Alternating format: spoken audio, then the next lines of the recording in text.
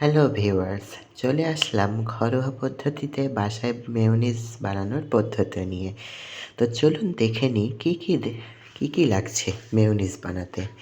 দেখুন, আমি এখানে ডিমের সাদা অংশ নিয়েছি, এখানে নিয়েছি সয়াবিন তেল, এখানে নিয়েছি শুকনো লঙ্কা, গোলমরিচ, রসুন কুচি, গুঁড়ো দুধ।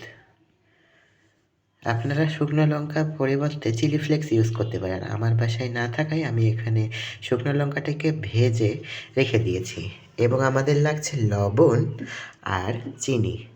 তো চলুন আমরা একে একে ব্লেন্ডারের মধ্যে জিনিসগুলো দিয়ে দিই। এখন আমরা ব্লেন্ডারের মধ্যে অ্যাড করে দিচ্ছি ডিমের সাদা অংশ।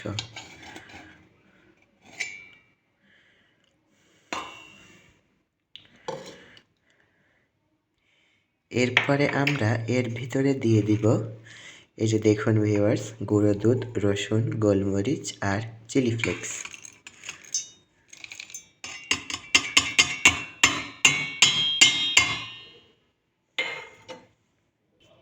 এইবার এখানে অ্যাড করছি 1 চামচের মতো চিনি। এবার অ্যাড করে দিব লবণ।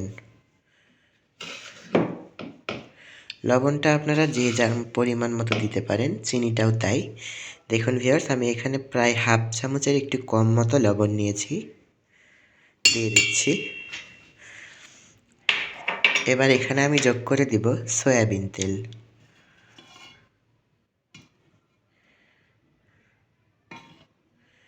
এই যে দেখুন, সয়াবিন তেল যোগ করে দিলাম।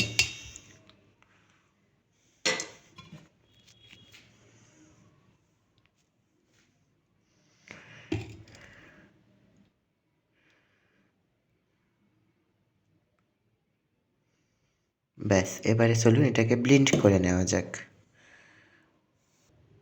দেখুন ভিউয়ার্স, আমি এখানে আরেকটু তেল যোগ করে দিচ্ছি। তো দেখুন ভিউয়ার্স, আমার মেয়োনিজের ঘনত্বটা ঠিক এমন একটা হয়েছে, আপনারা দেখেই বুঝতে পারছেন।